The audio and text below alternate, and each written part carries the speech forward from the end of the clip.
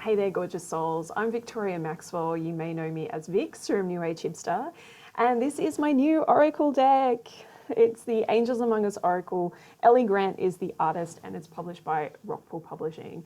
And this is a little video series that I wanted to make for you to show you the deck, to talk to you a little bit about the deck and how it came to be and the inspiration and the intention behind it. And also to give you some ideas on how to work with the deck, what to do once you get it home, and just hopefully give you a little bit of guidance if, maybe it's your first time using an Oracle deck, or you just want to hear some of my thoughts on, how you can use any of your decks. Really, it doesn't have to be this one. But like with everything, I'm a really big believer that you should do what works for you. You should find your own way. So please just consider this video series to be inspiration, take what resonates and leave the rest. So I wanted to start by telling you a little bit about the deck. Isn't it amazing? I'm just so in love with the artwork and the design. It just, every time I look at this deck, I'm just like so proud that I was a part of the creation of this. I'm going to show you some of the cards, and as I do this, I'm just going to tell you a little bit about why we did this deck, why we did it in this way. So if you're like, Vix, I don't want to hear your long-winded, rambly story, because if you know me, they can get a little bit rambly and long. You can head straight over to the next video and you can start working with your deck. But if you want to hang out and you want to hear some stories, please stick around. So for me, working with angels and guides and ascended masters, gods, goddesses, and some of those are in this deck as well, has been an interesting journey for me. So I always thought when I was kind of starting off on my journey, I'm just showing you the box, that there were two types of people, and there were people who could connect with angels, spirit guides, and there were people who couldn't do that, and those people had to go and pay other people to tell them what their guides and angels are saying. So I was very much, this is the book, I was very much in that camp of, okay, I got to get someone to help me. Like, I'm not connected. Like, that was a belief I had for a very long time, and it was just something that I thought to be true. And I think a lot of people think that. I think there's a lot of people out there who have either maybe been told or maybe just picked that up from somewhere, that you're either an intuitive and you can see angels, you can see spirit guides, or you can't. And on my journey with spirituality, I found out that that's actually not true.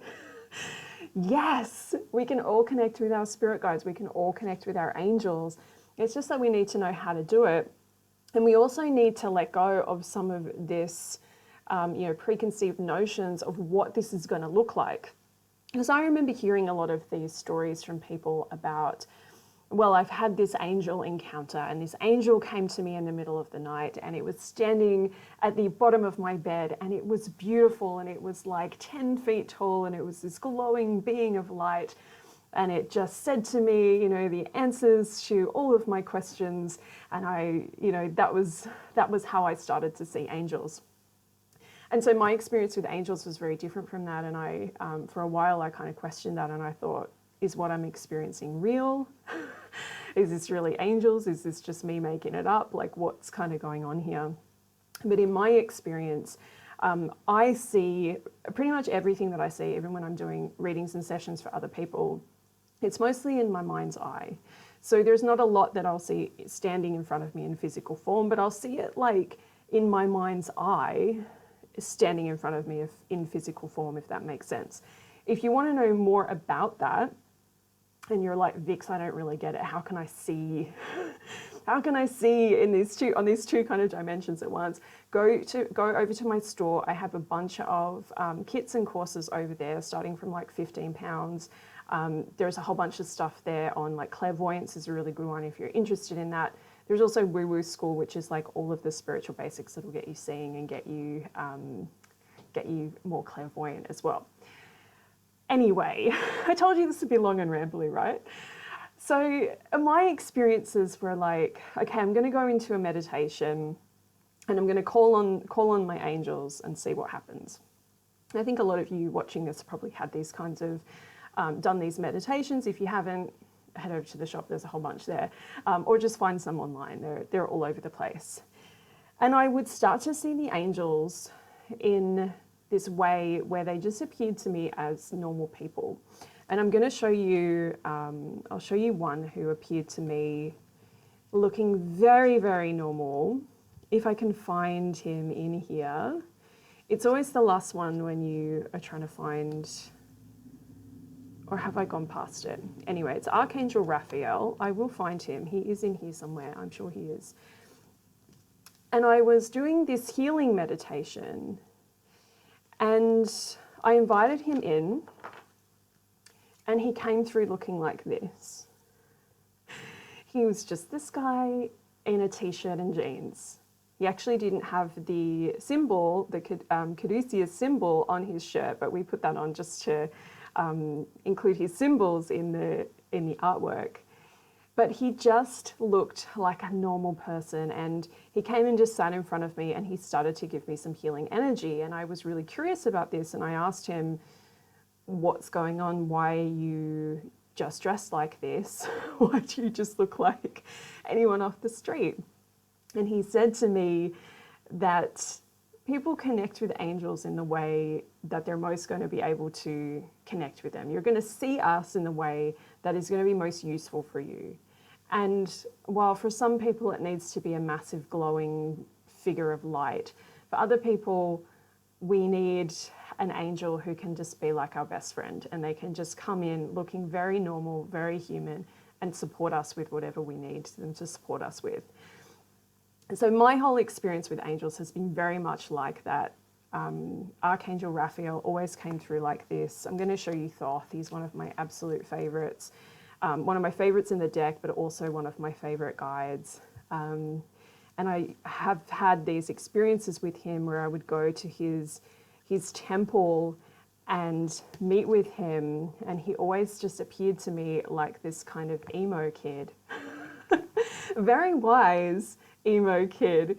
But it was really beautiful, and it was like I could just sit down with him and we'd have cups of tea and we'd have chats, and it would be very powerful and really amazing. But that was how he looked to me. He just looked like anybody else on this planet. He just looked like a normal human being.